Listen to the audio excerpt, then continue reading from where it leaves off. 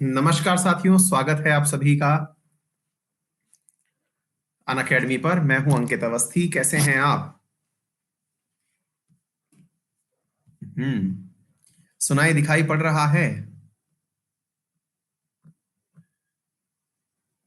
बहुत बढ़िया। चलिए, तो जैसा कि आप सभी को जानकारी होगी कि शुरुआती जो क्लास का जो समय होता है, इसमें थोड़ा विज्ञापन करना होता है। और उस विज्ञापन में आज का विज्ञापन इस प्रकार से है कि मंडे से साइंस शुरू होने जा रही है। कहाँ शुरू होने जा रही है? अनअकैडमी पर, एसएससी कैटेगरी के अंदर। सभी एग्जामिनेशंस को ध्यान में रख के, अगर आपने अब तक रेलवे वाली साइंस की कौन सी साइंस होती है ना, वो नहीं पढ़ी है, तो उसके अंदर आपका स्वागत रहेगा। तो भैया, मंडे से क्लासेस शुरू हो रही हैं साइंस की, एसएससी सेगमेंट के अंदर। रेफरल कोड अंकित 10 है। इसको लगा करके 10% डिस्काउंट प्राप्त करिए और क्लास में एनरोल हो जाइए। ये देखिए, इतनी सारी बातें आपको बता दी है मैं, ठीक है। हाँ जी, ये पेड बैच होगा। जो साइंस का बैच आ रहा है, पेड बैच है, नया बैच है, एकदम ताजा ताजा छन के उतर के वैसे चला आ रहा है, ठीक है। कोई भी दिक्कत, परेशानी, समस्या कुछ हो तो बताएं। टाइम क्या है? टाइम हमारे अनअकैडमी की खासियत ये है, जब देख लो वही आपका टाइम है। यहाँ इस बात से फर्क ही नहीं पड़ता कि टाइम क्या है। क्या है ना, जबरदस्त। आप बिल्कुल सब्जेक्ट शुरुआत में केमिस्ट्री से कर रहे हैं। नारायण स्वामी इको के का बाच लेना हो तो वो भी प्रोवाइड होगा या कंप्लीट? एसके, ये तो आपके ऊपर है बेटा, आप क्या पढ़ना चाहते हैं। हम तो सभी उपलब्ध कराते हैं, है ना। हम सब कुछ उपलब्ध करा देते हैं। आपको उसमें से जो पढ़ना है, ये आपके ऊपर है। अनअकैडमी पर सबसे अच्छी बात यह है कि विद्यार्थी जो भी पढ़ना चाहते हैं, उन्हें एक रेफरल कोड में मैथ, इंग्लिश, रीजनिंग, जो भी चीज पढ़नी है उनको सारी मिलती है। फिर उनके ऊपर है, ठीक है। चलें। हाँ, टेलीग्राम पे डाल दिया भैया, पीडीएफ जस्ट डाला ही है। करंट अफेयर का तो डाल दिया है। अच्छा, उस वाले का नहीं डाला है। हाँ, अभी डाल देते हैं, लीजिए। बतियाते बतियाते ही डाल दिया, उसमें कौन सा रॉकेट साइंस है। ये 1 मिनट में हम आपको, जो 10 बजे वाली क्लास हुई थी, हम वो डाल देते हैं। किस नाम से थी पर वो? अगस्त का करंट अफेयर। ये लीजिए भैया, आ गया आपके पास में अगस्त का करंट अफेयर। और बोलिए, ये छोटी मोटी बातें हैं। हो गया। चलें, अब शुरू कर दें। ठीक है। हाँ जी, आपके रेफरल कोड से साहिल सर की क्लास और दीपक सर की क्लास भी मिलेगी। अमन भैया कह रहे हैं ना, जितने टीचर पढ़ा रहे हैं, पवन सर की क्लास पढ़ लो, अभी अभिनव, अब वो कौन से अभिनव सर हैं, उनकी क्लास पढ़ लो, रानी मैडम की क्लास पढ़ लो, जिसकी पढ़नी है सबकी क्लास मिल जाएगी, ठीक है। टाइम जिस समय आपको देखना हो, मैं वैसे 6:15 बजे लाइव आऊंगा। अगर लाइव पढ़ना हो तो लाइव आ जाइएगा, नहीं तो कभी भी आप देख सकते हो। हाँ जी, बिल्कुल। बिल्कुल सुबोध, बिल्कुल सही कह रहे हैं। चलें साहब, शुरू कर दें। आइए। हाँ, आइए मेरे प्यारे साथियों, शुरू करते हैं। आपके सामने पहला सवाल है, Shri Ranga Swami temple is dedicated to which deity? Rang Swami जो टेम्पल है, ये कौन से भगवान को समर्पित है? ये आपसे पूछा जा रहा है। आज का एंशियंट आर्ट एंड कल्चर वाला जो पोर्शन है, इसमें हम ये सारी चीजें पढ़ रहे हैं जी। गरम किया ना? हाँ जी। रंग स्वामी जो टेम्पल है, किस मंदिर को समर्पित है? लॉर्ड विष्णु को समर्पित है, ठीक है भैया। हाँ जी, और कहां पर स्थित है? ये कावेरी नदी के किनारे पर स्थित है, तमिलनाडु के अंदर। तिरुचिरापल्ली करके जगह है तमिलनाडु के अंदर, वहां पर ये स्थित है, ठीक है बेटा।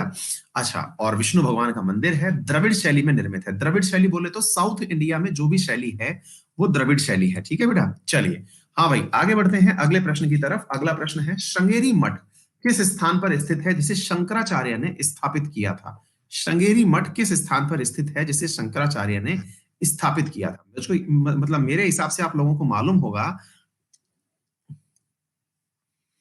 हाँ जी, ध्यान रखिएगा मेरे प्यारे साथियों। हाँ भाई, लास्ट में बतिया लेंगे, जिनको बैच बैच का टाइमिंग वाइमिंग को लेके इश्यू है, सबकी बातें कर लेंगे। मेरे प्यारे साथियों, कहते हैं कि वैदिक सभ्यता के बाद में जब समय आया, तब बौद्धिज्म आया। बुद्धिज्म के बाद में जब वापस मतलब हिंदुइज्म का प्रभाव बढ़ने लगा, तो उस समय पर कहते हैं कि शंकराचार्य जी ने पूरी दुनिया के अंदर अलग जगाने के लिए, विशेष रूप से भारतवर्ष में उस समय अलग जगाने के लिए देश की चारों दिशाओं की यात्रा की और चारों दिशाओं में 4 मठ स्थापित किए, जिसमें से एक मठ था श्रृंगेरी मठ, एक था गोवर्धन मठ, एक था शारदा मठ और एक था नाम था ज्योतिर्मठ। ठीक है, श्रृंगेरी जो है ये कहां पर स्थित है? तो श्रृंगेरी कर्नाटक के चिकमंगलूर जिले के अंदर स्थित है। ठीक है ना। कहते हैं कि श्रृंगेरी और शारदा मठ जो है मेरे प्यारे साथियों, ये गुजरात में स्थित है। ज्योतिर्मठ जो है वो आपके बद्रिका में स्थित है। बद्रिका आश्रम उत्तराखंड में, बद्रीनाथ जिसे आप कहते हैं, वहां स्थित है। और गोवर्धन मठ जो है वो जगन्नाथपुरी में स्थित है। और ये एक प्रकार से 8वीं सदी में स्थापित किए गए मठ थे। और कहते हैं कि यहीं से उन्होंने वेदों की शिक्षा पूरे देश को प्रसारित करना प्रारंभ किया था। ठीक है ना। हाँ जी, एक विद्यार्थी कह रहे हैं कि सर आज सुबह 6:30 में वाईफाई में क्लास क्यों नहीं लिए? अरे ब्यूटी बहादुरी, रोजाना क्लास हो रही है भैया, ऐसे काहे कह रहे हो? खुद नहीं पढ़ाई किए होंगे आप। हाँ जी, कनरिया महादेव मंदिर किस शहर में स्थित है? कनरिया महादेव का मंदिर किस शहर में स्थित है, ये पूछा जा रहा है। कनरिया महादेव, कंदरा, कंदरा कहते हैं पहाड़ों को, पर्वतों को, बताइए। जय प्रकाश, जय हो प्रकाश। हाँ जी, बेटा एक नेट जेआरएफ के बालक पूछ रहे हैं, बेटा गजेंद्र प्रताप, हम केमिस्ट्री पढ़ाया करते थे नेट जेआरएफ के लिए लास्ट ईयर तक, लेकिन अब वही है कि थोड़ा पैसे की भूख बढ़ गई है, तो ज्यादा बड़े बड़े बैचेस को पढ़ाने के चक्कर में हम इस तरफ उतर आए हैं। हाँ जी, तो मेरे प्यारे साथियों, खजुराहो के अंदर स्थित है कंदरिया महादेव शिव मंदिर है। ठीक है बेटा। और ये वास्तुकला का आदर्श नमूना कंसीडर किया जाता है, और इसे चतुर्भुज मंदिर के नाम से भी जाना जाता है। चंदेल वंश ने इस मंदिर का निर्माण करवाया था। ठीक है बेटा, चलिए आगे बढ़ते हैं। राजा रानी मंदिर किस शहर में स्थित है? राजा रानी टेम्पल किस शहर में स्थित है, ये पूछा जा रहा है। राजा रानी, ऐसे ही हमारे राजस्थान में है सास बहू का मंदिर। आपको बताना है राजा रानी टेम्पल कहां पर स्थित है।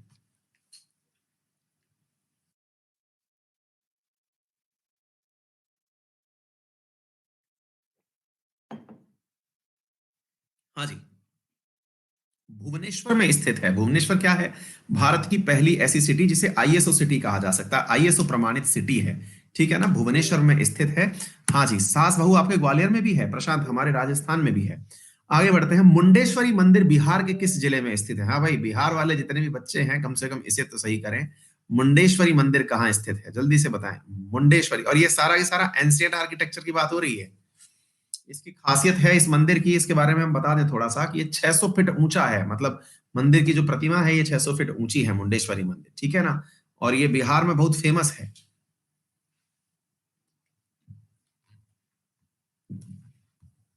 हाँ जी, कैमूर गए हैं आप? चलिए, बहुत ही अच्छी बात है। नेक्स्ट क्वेश्चन है, भारत में अकबर का मकबरा निम्नलिखित में से किस स्थान पर स्थित है? आज आपको, देखो आपने एक चीज के लिए मुझे थोड़ी सी शाबाशी दे सकते हैं कि शाबाश गुरुजी, जो आपने कहा था वो काम करवा दिए। क्योंकि मैंने आपके लिए प्रॉमिस जितने भी टाइटल किए थे उन्हें एकदम संजीदा तरीके से ढूंढ ढूंढ करके बिल्कुल अच्छे तरीके से कंप्लीट करवाया है ना। बेटा ये सिकंदरा में स्थित है, जो कि आगरा से आगे स्थित है। आगरा के पास ही है सिकंदरा। और कहते हैं कि इनका मकबरा बहुत सारा, मतलब सेक्युलर प्रदर्शन है एक प्रकार का, क्योंकि हिंदू, ईसाई, ईसाई, इस्लामियत, बौद्ध, जैन, इन सभी कलाओं का सर्वोच्च मिश्रण है, सिकंदरा में स्थित है। ठीक है, आगे बढ़ते हैं। गोलकुंडा किला भारत में कहां पर स्थित है? गोलकुंडा कहां पर स्थित है, ये पूछा जा रहा है। गोलकुंडा कहां पर स्थित है, ये पूछा जा रहा है। हाँ जी, इसे कहते हैं भारत के सबसे मतलब महत्वपूर्ण मंदिरों में से एक है। अभी भाग्यनगर के नाम से जो शहर चर्चा में हुआ था, वो भाग्यनगर नामक शहर, यानी कि कौन सा? हैदराबाद। उस हैदराबाद से 11 किलोमीटर दूर है ये। ठीक है, नेक्स्ट क्वेश्चन है, चित्तौड़गढ़ किला कहाँ स्थित है? भाई साहब, अगर ये किसी को नहीं पता हुआ तो उसे 21 तोपों की सलामी दी जाएगी, और सारी तोपें उसी की तरफ चलाई जाएंगी। हद है भाई साहब।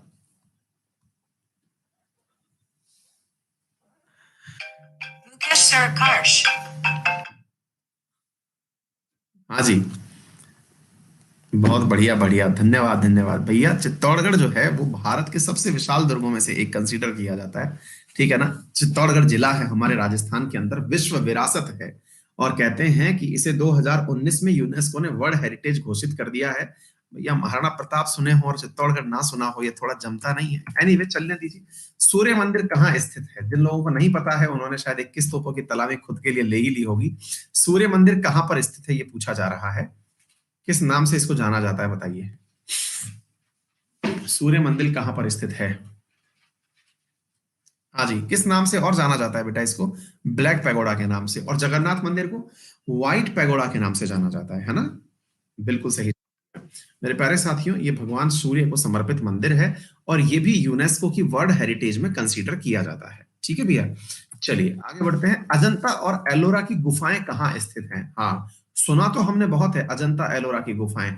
हैं कौन से राज्य में, ये हमको बहुत बार गलती से पता नहीं चलता है ना। यहाँ पर एक ऑप्शन और देना चाहिए था, मध्य प्रदेश। तो क्या है ये, मतलब ज्यादा अच्छा हो जाता है ये सवाल। हाँ जी, जिस जिले में स्थित है उस जिले के एयरपोर्ट का नाम बदल दिया गया है। बताइए उस एयरपोर्ट का नाम क्या कर दिया गया है, ताकि आपको क्या है दो चार चीजें एक साथ याद रह जाएंगी।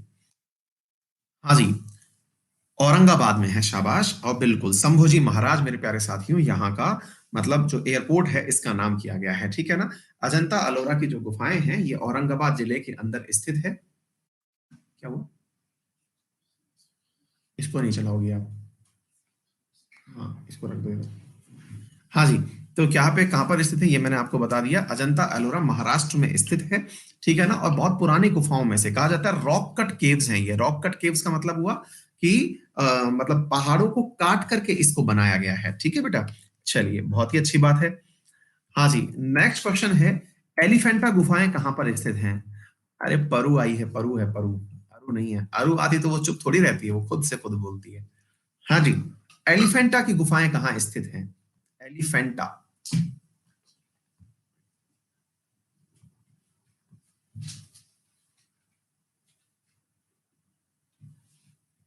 हाँ भैया, सती भैया। हाँ जी, सवाल पूछा जा रहा है एलिफेंटा। और ये अगर आप कभी मुंबई घूमने जाएंगे तो समुद्र में आपको पानी के जहाज में बिठा करके इस केव तक ले जाने के लिए वहां पर फेरी चलती है। आप वहां पर आराम से बैठिए, एलिफेंटा केव्स तक ले जाएंगे। अगर आप मुंबई में कभी जाएंगे तो गेटवे ऑफ इंडिया से वहीं से आपको मिल जाएगा पानी का जहाज जो एलिफेंटा केव घुमाने ले जाता है। ये एक आइलैंड पर स्थित है, मुंबई से 10 किलोमीटर आगे की तरफ। लोग यहाँ पर बकायदा समुद्र में बैठ करके बकायदा प्रॉपर तरीके से जाते हैं यहाँ पर, ठीक है ना।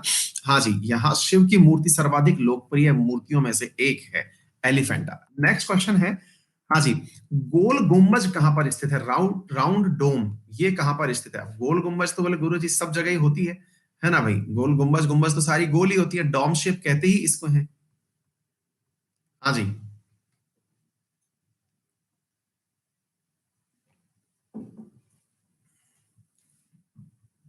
भारत का सबसे बड़ा गुंबज है ये गोल गुंबज, यानी कि डोम की बात की जा रही है, ठीक है ना।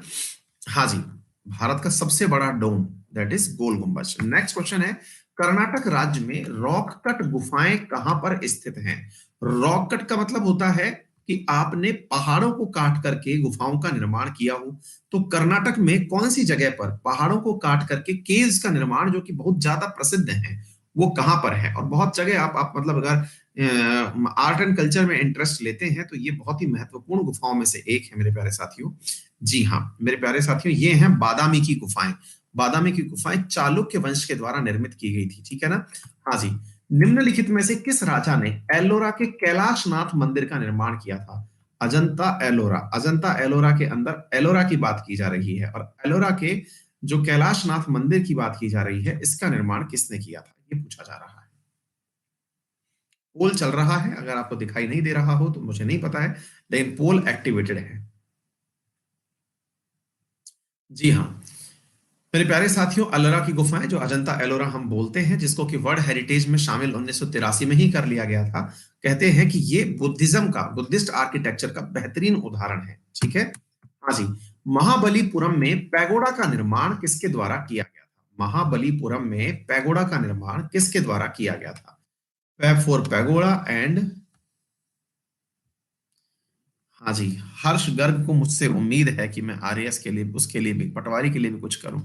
अवंशिका कह रही हैं आरपीएससी का, आरएएस का नोटिफिकेशन कब आएगा? बेटा टेक्निकली स्पीकिंग तो आ जाना चाहिए था, लेकिन राजस्थान में तो सारी चीजें हाईकोर्ट वर्सेस आरपीएससी आरपीएससी चलती रहती हैं, है ना? नेहा बेटा टेक केयर। हाँ जी, पल्लवों के द्वारा निर्मित किया गया था महाबलीपुरम टेम्पल, ठीक है ना? और कुछ याद है इसके बारे में? महाबलीपुरम आज कुछ दिनों पहले चर्चा में भी रहा था, कुछ याद है? निम्नलिखित में से कौन सा मंदिर मंदिर वास्तुकला की द्रविड़ शैली की पहचान है? शी जिनपिंग के कारण रहा था। बिल्कुल सही मेरे प्यारे साथियों, आपसे पूछा जा रहा है कि द्रविड़ शैली के अंदर विशेष रूप से ऐसा क्या होता है जो कि द्रविड़ की ही विशेषता है?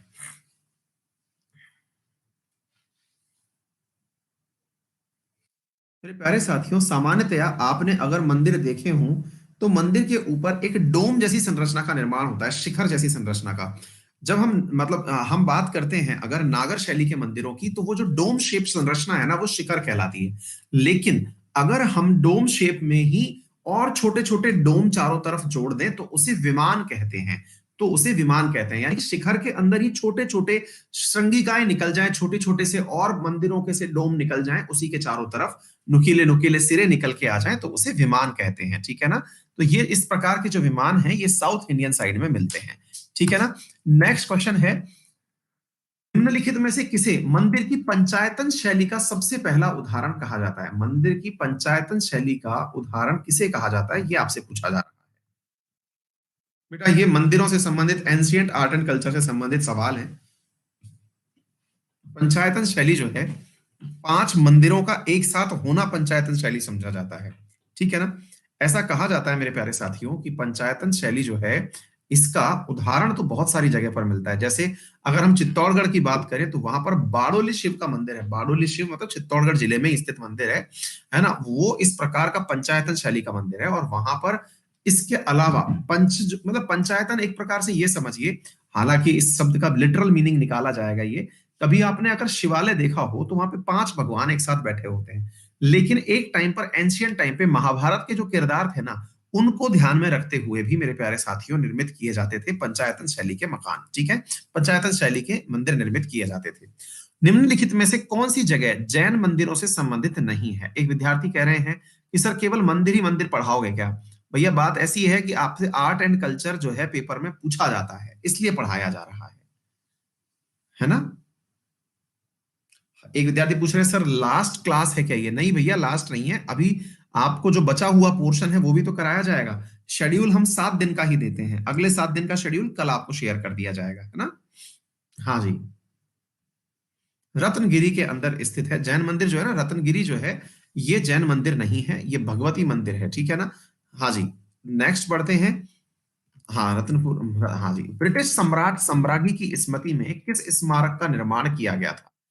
ब्रिटिश सम्राट अथवा साम्राज्ञी, इनकी याद में या फिर इनके सम्मान में किसका निर्माण किया गया था?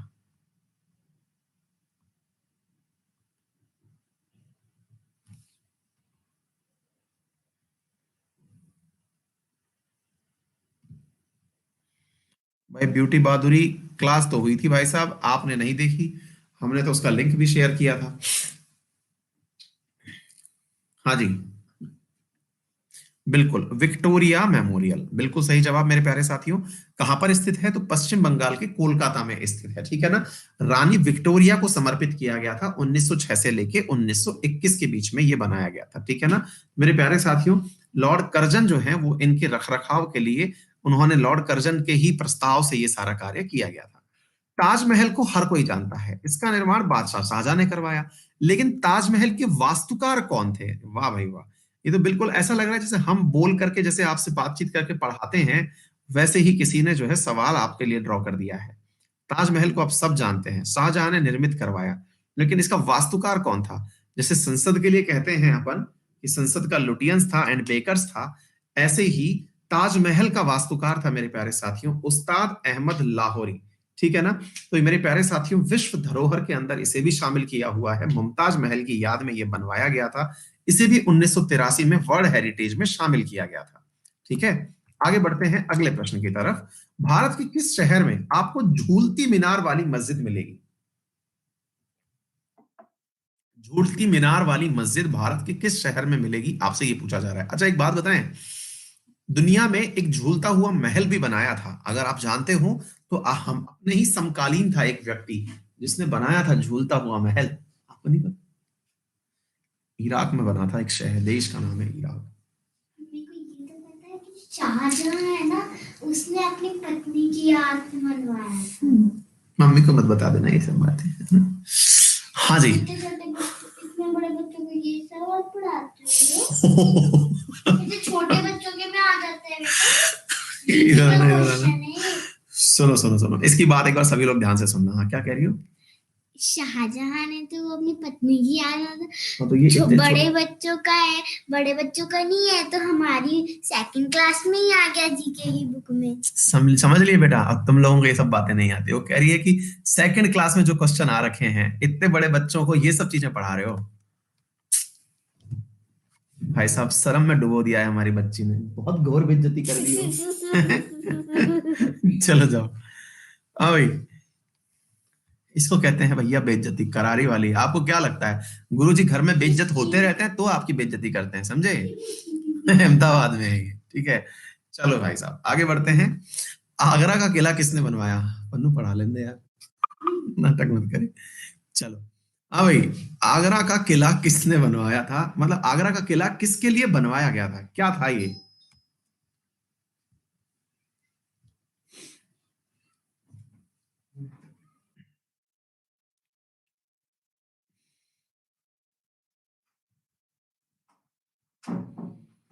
हाँ जी, नेक्स्ट क्वेश्चन है। हाँ भैया रोहित भाई, पढ़ा देंगे यार, राजस्थान जीके भी पढ़ा देंगे, सब पढ़ा देंगे। हाँ जी, इधर देख लीजिएगा, आगरा का जो फोर्ट है ये यूनेस्को विश्व विरासत तो है ही। इसके बारे में ये चीज ध्यान रखिएगा कि जो आगरा है ना, इसका जो स्थापना है वो सिकंदर लोधी के समय पर करवाई गई थी, ठीक है ना। और ये जो है एक प्रकार से अकबर ने इसको दोबारा बनवाया था और अपने लिए राजधानी के रूप में बनवाया था, ठीक है ना। हाँ जी, रुद्र रंजन चौरसिया कह रहे हैं अब पढ़ाई छोड़नी पड़ेगी, बच्चे बेइज्जती कर दे रहे हैं भाई साहब। इबादत खाना किस मुगल सम्राट द्वारा बनाया गया एक सभा भवन था? इबादत खाना जो है वो किस मुगल सम्राट के द्वारा बनाया गया सभा भवन है?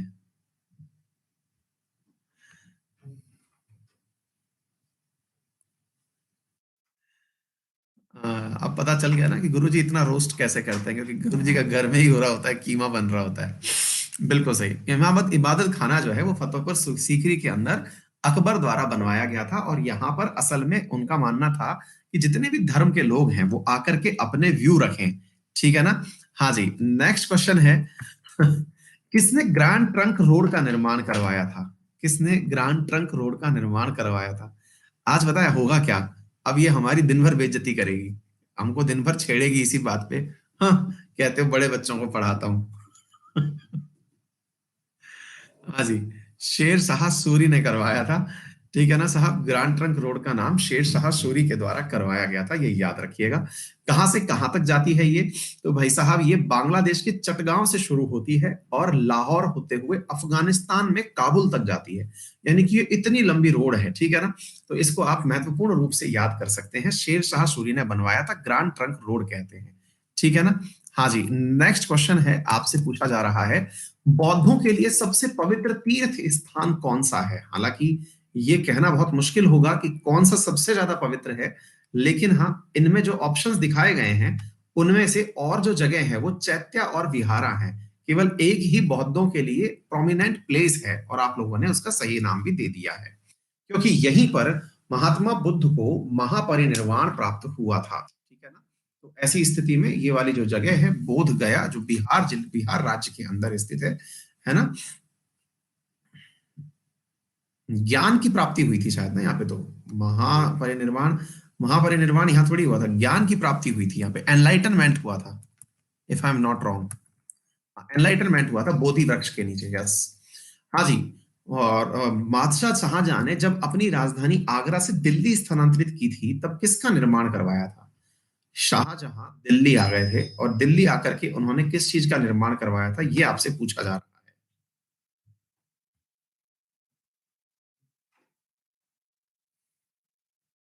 जी हाँ।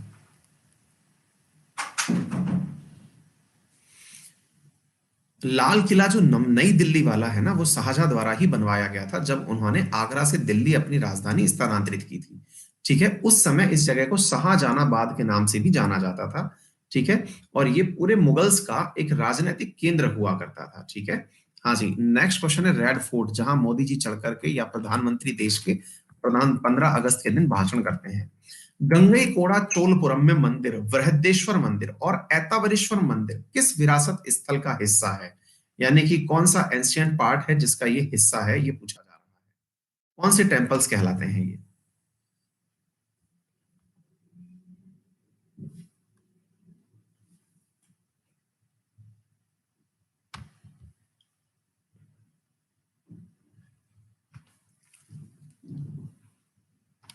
जी हाँ। देखिए, बृहदेश्वर मंदिर तो है तंजावुर में। ठीक है ना? हाँ जी। और गंगा कोई चार्ल्स वरम जो थे उनके द्वारा बनाया गया था, गंगा चोल डायनेस्टी के द्वारा। ठीक है। हाँ जी। नेक्स्ट क्वेश्चन है, कौन सी विरासत स्थल अपने चालुक्य वंश की शैली की वास्तुकला के लिए प्रसिद्ध है? चालुक्य वंश की वास्तुकला के लिए कौन सी फेमस है, ये पूछा जा रहा है।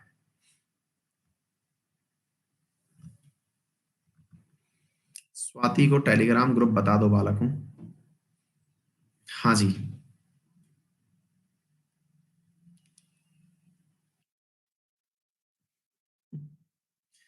हाँ जी, राइट आंसर। नेक्स्ट क्वेश्चन है, वह कौन सा स्थान है जहां भारतीय उपमहाद्वीप पर मानव जीवन के शुरुआती निशान खोजे गए थे? वह कौन सा स्थान है जहां पर मानव जीवन के शुरुआती या शैल चित्र जिन्हें आप कहते हैं वो पाए गए थे? केव्स हैं ये। वाह भाई वाह, बहुत सही लोगों को पता है यार।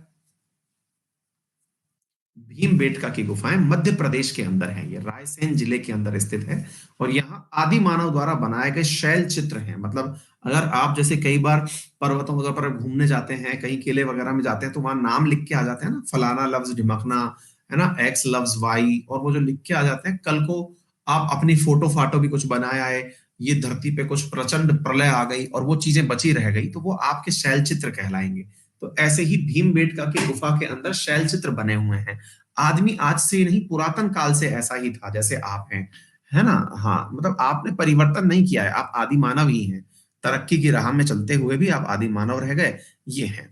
आगे बढ़ते हैं, विरूपाक्ष मंदिर का निर्माण निम्नलिखित में से किसने करवाया था? विरूपाक्ष मंदिर का निर्माण किसने करवाया? विरूपाक्ष, वीरूपा जी के लिए जय ने करवाया होगा।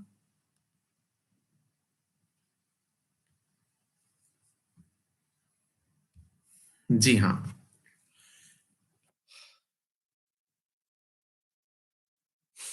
ये शिव मंदिर है मेरे प्यारे साथियों, कर्नाटक के अंदर हम्पी में स्थित है विरूपाक्ष मंदिर।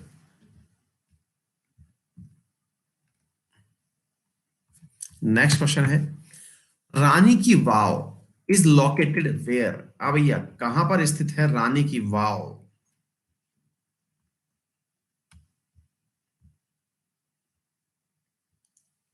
हाँ, फोटोज भी लाएंगे भाई साहब, बिल्कुल लाएंगे। असल में ये बावड़ी को वाव कहते हैं, ठीक है ना, ये ध्यान रखिएगा। ये चर्चा में क्यों आई थी, अगर आपको नहीं पता है तो गड़बड़ है। मालूम है आपको? 2014 में जो नए नोट मोदी जी की कृपा से जारी हुए थे, और 18 में, उनके अंदर 100 के नोट पर जो निशान बना हुआ था वो इसी का था। इसे यूनेस्को ने विश्व हेरिटेज में शामिल किया था 2014 में, और 100 के नोट के ऊपर इसी का निशान बना हुआ है। ठीक है, तो ये महत्वपूर्ण है, याद कर लीजिएगा। आप लोग याद करते हैं 100 के नोट पर किसका निशान होता है, तो रानी की वाव का। 2018 में आया था ये। भारत में शेर शाह सूरी का मकबरा कहाँ स्थित है? शेर शाह सूरी का मकबरा कहाँ पर स्थित है? राम है शायद इनके नाम के पीछे भी, राम। सासाराम, है ना? जी हाँ, तो मेरे प्यारे साथियों, बिहार के अंदर इनका मकबरा बना हुआ है। कहाँ पर बना हुआ है? तो सासाराम में बना हुआ है। मृत्यु कैसे हो गई थी? तो भाई साहब, गन पाउडर में विस्फोट हो गया था और ये मारे गए थे। ठीक है ना? गन पाउडर में विस्फोट होने से ये मर गए थे, ये चीज ध्यान रखिएगा। यही वो व्यक्ति था जिसने, जब ये शेर खान हुआ करता था, तो इन्होंने हुमायूं को हरा दिया था। ठीक है, हाँ जी, तभी इनका नाम शेर शाह पड़ा था। निम्न में से कौन सा मंदिर खजुराहो मंदिर से संबंधित नहीं है? खजुराहो से संबंधित कौन सा मंदिर नहीं है, ये पूछा जा रहा है। बताइए, खजुराहो से संबंधित नहीं है।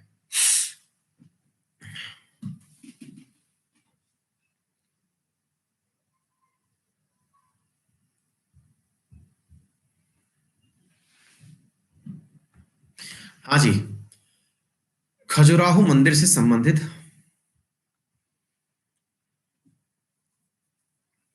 बेटा ये जो मंदिर है ललितपुर गुप्तकालीन मंदिर है। खजुराहो के अंदर बहुत सारे मंदिर हैं, उनके अंदर शिव मंदिर, ये सारे के सारे मंदिर हैं, आप देख लीजिएगा। बाघ गुफाएं निम्नलिखित में से किस भारतीय राज्य में स्थित है? बाघ गुफाएं जो हैं वो कहां पर स्थित हैं, ये पूछा जा रहा है।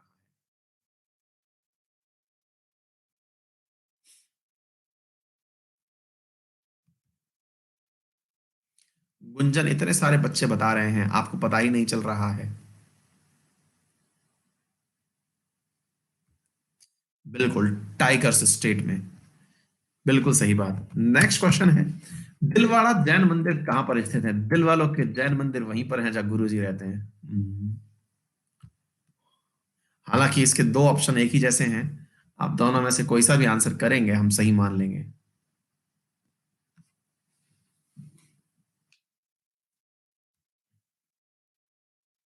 जी हाँ मेरे प्यारे साथियों, असल में अरावली पर्वत पर ही माउंट आबू में दिलवाड़ा के जैन मंदिर स्थित हैं। तो अगर आप अरावली भी आंसर कर देते हैं तो सही है, लेकिन अरावली क्या है ना, बहुत लंबी चौड़ी है। तो ऐसी स्थिति में एक पर्टिकुलर शहर का नाम आप अगर यहाँ पर देते तो ज्यादा ठीक था। माउंट आबू के अंदर है, हालांकि ऑप्शन सही से सेट बैठ नहीं पाया, अदरवाइज ना बहुत शानदार हो जाता। मेरे प्यारे साथियों, बहुत ही प्यारा मंदिर बना हुआ है, कभी माउंट आबू घूमने आए आप तो जरूर देखें, बहुत ही अल्टीमेट मंदिर है। अजंता की गुफाएं निम्न में से किससे संबंधित है? एकदम वाइट मंदिर है, मार्बल का बना हुआ मंदिर है, गजब बेहतरीन नक्काशी है।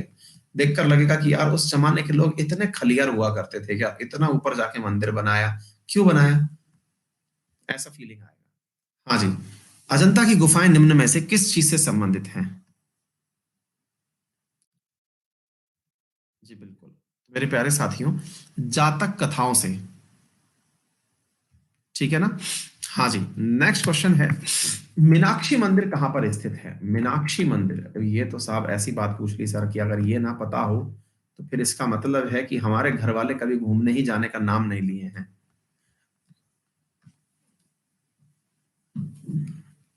जी हाँ, पार्वती जी का मंदिर है, भगवान शिव की पत्नी जो पार्वती जी हैं उनका मंदिर है। और इसी मंदिर के अंदर भगवान शिव की नटराज रूप वाली मूर्ति भी स्थित है। और इसका निर्माण पांड्या राजाओं के द्वारा करवाया गया था। ठीक है ना। हाँ जी, नेक्स्ट क्वेश्चन है, लिंगराज मंदिर कहां पर स्थित है? लिंगराज मंदिर कहां पर स्थित है, ये पूछा जा रहा है। लिंगराज मंदिर कहां पर स्थित है?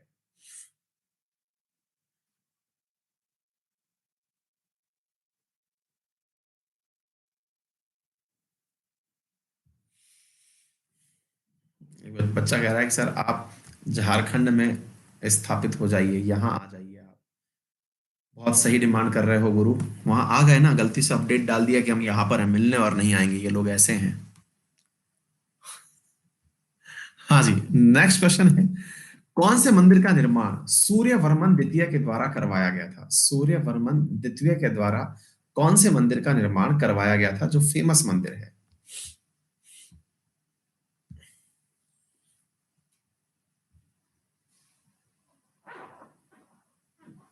हम अगर वो नहीं बोलते ना फेमस मंदिर है, तो ये आसानी से बेचारे सही कर देते हैं। और इन्होंने सोचा कि फेमस है तो चलो कुछ और फेमस होता होगा।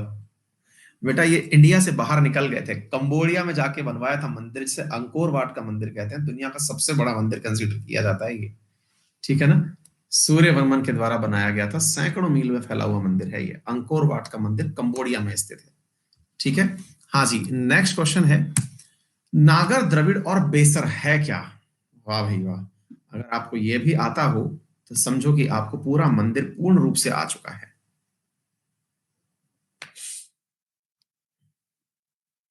हाँ तो भाई इस प्रकार से कंबोडिया हमारा हुआ। ये भी सही है, ये भी बहुत सही है। हाँ जी, ये तीनों की तीनों मंदिर बनाने की कला है। ठीक है। चलो बालक बालिकाओं, आपका लीडर बोर्ड दिखा देते हैं। संतोष होंगल ने नकल करी, अनिल जैरी ने नकल करी, अनीता केदार ने नकल करी, मनोज कुमार ने नकल करी, कविता यादव ने नकल करी, सीबीआई ब्रांच नकल कर रही है, दिनेश कुशवाहा नकल कर रही है, तेरा बाप आया ने नकल करी, अभिषेक पटेल ने नकल करी, तान्या बिडू ने। भैया पता नहीं किसने करी किसने नहीं करी, लेकिन अच्छी बात है अगर कोई वाकई में 40 नंबर लेके आ रहा है तो अच्छी बात है। लेकिन हाँ, इन टेम्पल्स में 30 नंबर आना भी एक स्टैंडर्ड फिगर कहा जाएगा। ठीक है, तो उम्मीद है कि आप सभी साथियों ने इसका पूर्ण लाभ सुनिश्चित किया होगा और इसी प्रकार से मेहनत करते रहेंगे, विनर बनते रहेंगे, है कि नहीं? ठीक है, मतलब 30 नंबर आ रहे हैं तो बहुत अच्छी बात है, लेकिन हाँ मतलब 20 नंबर तो आने ही चाहिए थे टाइप से, वो वाली बात हो गई। ठीक है बेटा, और बताएं? ठीक है, चलो परफेक्ट है। इसकी पीडीएफ मैं अभी शेयर कर देता हूं। Okay, thank you.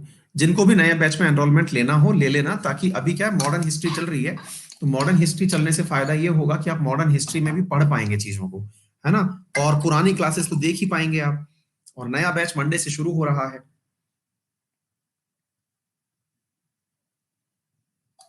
आप हमारा प्रोफाइल सर्च करेंगे, उसके नीचे ही आपको सारी जानकारी मिल जाएगी। ठीक है बेटा, चलिए बहुत अच्छी बात है। All the very best, take care, good wishes, thank you.